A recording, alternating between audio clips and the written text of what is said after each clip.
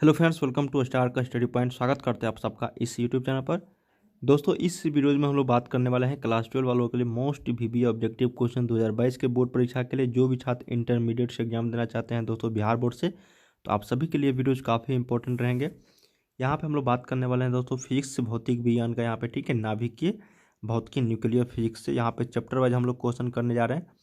इससे पहले मैंने आप लोगों को काफ़ी सारे वीडियोज प्रोवाइड करवा चुके हैं दोस्तों, और जो भी बाकी यहाँ पे चैप्टर है वो भी मैं आप लोगों को यहाँ पे बता लाऊंगा धीरे धीरे करके। उसके साथ जैसे ही खत्म होगा दोस्तों चैप्टर वाइज, हम आप लोगों के लिए यहाँ पे मॉडल सेट और क्वेश्चन बैंक प्रैक्टिस सेट करवाने वाला हूँ।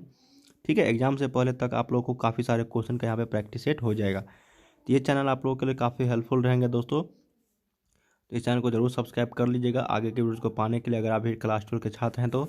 ठीक है, और भी क्वेश्चन का प्रैक्टिस सेट करना चाह रहे हैं दोस्तों, तो आप हमारे इस ऑफिशियल वेबसाइट पर जाकर प्रैक्टिस सेट कर सकते हैं। starstudypoint.com गूगल पे लिखिएगा, या फिर लिंक मैंने वीडियो के डिस्क्रिप्शन में आप लोगों के लिए दे रखा है। ठीक है, तो जाके आप लोग जरूर प्रैक्टिस सेट कीजिए।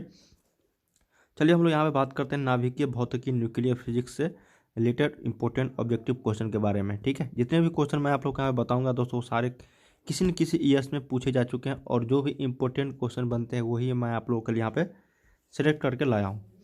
चलिए यहाँ पे बात करते हैं पहला क्वेश्चन कि रेडियो एक्टिव परमाणु के लिए कौन सा संबंध सही है। क्या क्वेश्चन है दोस्तों कि रेडियो एक्टिव परमाणु के लिए कौन सा संबंध सही है। Which relation is correct for radio active atom.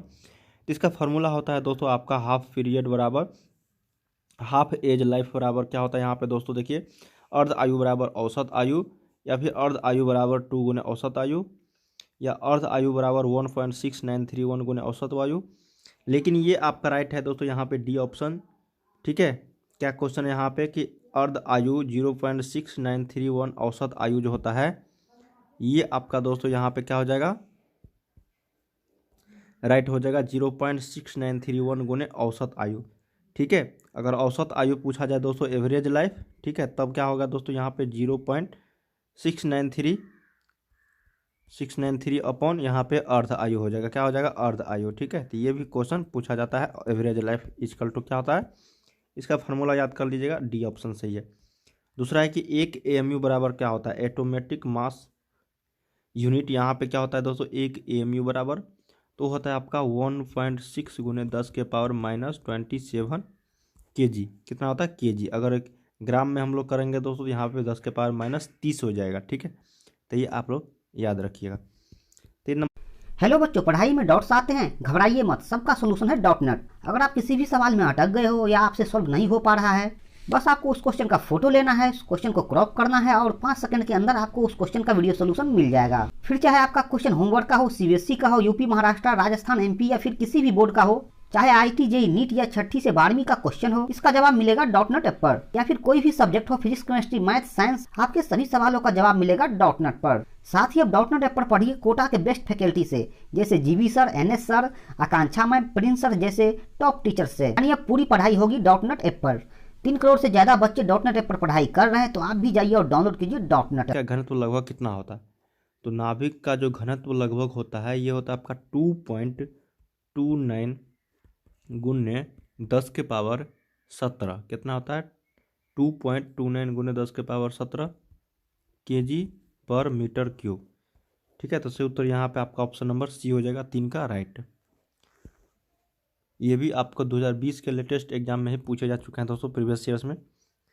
तेजी से चलने वाली बीटा किरणें हैं, fast moving beta rays are photon, proton, electron या फिर न्यूट्रॉन। तो तेजी से चलने वाली बीटा जो किरणें होती है दोस्तों, वो आपका यहाँ पे इलेक्ट्रॉन होता है, तो याद रखिएगा यहाँ पे ऑप्शन नंबर सी। 5 नंबर है कि नाभिक से अल्फा कण उत्सर्जित होने पर परमाणु संख्या कितना से घटता है। The number of atomic numbers decreases when alpha particles are emitted from the nucleus. तो नाभिक से अल्फा कण उत्सर्जित होने पर परमाणु संख्या जो घटता है वो आपका यहाँ पे कितना से घटता है दोस्तों, तो ये 2 से घटता है। ठीक है, तो याद रखिएगा यहाँ पे ऑप्शन नंबर बी 5 का। 6 नंबर है कि कैथोड किरणें होती है, तो कैथोड किरणें जो होती है वो इलेक्ट्रॉन, प्रोटॉन, न्यूट्रॉन या फिर फोटोन। तो एनोड और कैथोड आप लोग पढ़ोगे दोस्तों, जो कैथोड पे होता है वो आपका यहाँ पे निगेटिव चार्ज होता है दोस्तों, ऋणात्मक आवेश होता है, तो सही उत्तर यहाँ पर आपका ऑप्शन नंबर ए हो जाएगा। यही अगर एनोड पूछता तो ये आपका यहाँ पे पॉजिटिव हो जाता, जो प्रोटॉन यहाँ पे राइट आंसर हो जाता। तो 6 का ऑप्शन नंबर यहाँ पे ए हो जाएगा। 5 का यहाँ पे 6 का 7 नंबर है दोस्तों कि सौर ऊर्जा का स्रोत है। तो सौर ऊर्जा का जो मुख्य स्रोत है यहाँ पे पूछा जा रहा है वो आपको न्यूक्लियर संलयन हो जाएगा, ठीक है, नाभिकीय संलयन। जो सूर्य का जो ऊर्जा है वो नाभिकीय संलयन पर ही आधारित होता है दोस्तों। 8 नंबर है कि क्षय गुणांक का डीके कोफिशिएंट का यहाँ पे यूनिट क्या होता है, एसआई यूनिट। तो क्षय गुणांक का जो एसआई मात्रक होता है दोस्तों वो आप लोगों को यहाँ पे बताना है। तो ये आपका हर्ट्ज हो जाएगा, क्या हो जाएगा, हर्ट्ज। तो सही उत्तर यहाँ पे 8 का ऑप्शन नंबर ए। 9 नंबर है कि निम्नलिखित में से कौन आवेश रहित कण है। तो फोटोन जो है दोस्तों इस पर कोई भी आवेश नहीं पाया जाता है, फोटोन। तो याद रखिएगा 9 का ऑप्शन नंबर यहाँ पे डी हो जाएगा, फोटोन। जिस पर कोई आवेश नहीं होता, मतलब आवेश रहित है, चार्जलेस पार्टिकल है। 10 नंबर है कि अगर आर किसी नाभिक की त्रिज्या है तथा ए इसकी द्रव्यमान संख्या है तो लॉग आर के साथ लॉग ए का ग्राफ जो होगा वो क्या होगा। देखिए क्या क्वेश्चन है कि अगर आर किसी नाभिक की त्रिज्या है, क्या क्वेश्चन है दोस्तों, अगर आर किसी नाभिक की त्रिज्या है तथा ए इसकी द्रव्यमान संख्या है तो लॉग आर के साथ लॉग ए का जो ग्राफ होगा वो आप लोग को यहाँ पे एक सरल रेखा होगा, पैराबोलीय होगा, या फिर इलिप्स होगा, या फिर इनमें से कोई नहीं। तो देखिए लॉग आर के साथ अगर लॉग ए का अगर ग्राफ देखा जाए दोस्तों यहाँ पे तो आपका एक पैराबोलीय होगा, क्या होगा, पैराबोलिक। तो सही उत्तर यहाँ पे ऑप्शन नंबर बी राइट हो जाएगा। ये भी क्वेश्चन पूछे जा चुके हैं 2018 के कंपार्टमेंटल एग्जाम्स में। 11 नंबर है कि 90 यहाँ पे थोरियम 230 के एक परमाणु में न्यूट्रॉनों की जो संख्या होती है वो कितनी होती है। तो देखिए दोस्तों यहाँ पे 90 इस तरह से लिखा हुआ है, 230 और यहाँ पे 90। तो न्यूट्रॉनों की संख्या अगर निकालना है हम लोगों को तो कैसे निकलेगा दोस्तों, 230 में से आपको 90 यहाँ पे घटा देना है तो वो आपका 140 आ जाएगा राइट आंसर। तो सही उत्तर यहाँ पे 11 का ऑप्शन नंबर बी सही हो जाएगा। 12 नंबर है कि एक रेडियो एक्टिव नमूने की अर्ध आयु 10 घंटे है तो इसकी औसत आयु कितनी होगी। The half age of radioactive sample is 10 hours, its average age will be. तो यहाँ पे ऑप्शन है 14.4 घंटे, 7.2 आवर्स, 20 आवर्स, या फिर 6.93 आवर्स।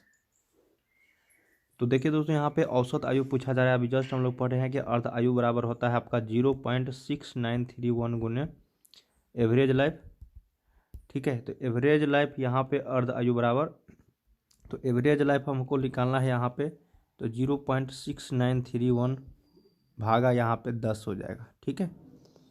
जो आप लोग यहाँ पे अगर 10 से भागा दोगे तो ये आपको कट जाएगा, यहाँ पे आ जाएगा, तो ये आपका 6.931 घंटे हो जाएगा। तो सही उत्तर यहाँ पे 12 का ऑप्शन नंबर डी राइट हो जाएगा।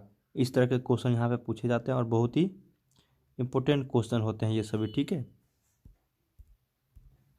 नेक्स्ट यहाँ पे 13 नंबर पूछा जा रहा है कि यूरेनियम नाभिक के घनत्व के परिमाण की जो कोटि होती है वो कितनी है दोस्तों। यहाँ पे कि the magnitude of the density of uranium nuclear is. तो यूरेनियम नाभिक के घनत्व के परिमाण की जो कोटि है यहाँ पे वो आपका 10 के पावर 17 किलोग्राम पर मीटर हो जाएगा। तो सही उत्तर यहाँ पे आपका ऑप्शन नंबर बी हो जाएगा, यहाँ पे राइट आंसर 10 के पावर 17 kg पर मीटर। नेक्स्ट यहाँ पे 14 नंबर के हाइड्रोजन बम जो आधारित होता है, हाइड्रोजन बम इज बेस्ट। तो आप लोग को पता होगा दोस्तों हाइड्रोजन बम जो होता है वो आपका नाभिकीय विखंडन पर वर्क करता है, और सौर ऊर्जा जो होता है सूर्य से आने वाली ऊर्जा वो आप लोगों को नाभिकीय संलयन पर कार्य करता है, ठीक है। तो यहाँ पे पूछा गया हाइड्रोजन बम, तो ये आपका नाभिकीय संलयन पे हो जाएगा, ठीक है। क्योंकि परमाणु एटम बम जो होता है दोस्तों वो आपको नाभिकीय विखंडन पे वर्क करता है, लेकिन हाइड्रोजन बम जो होता है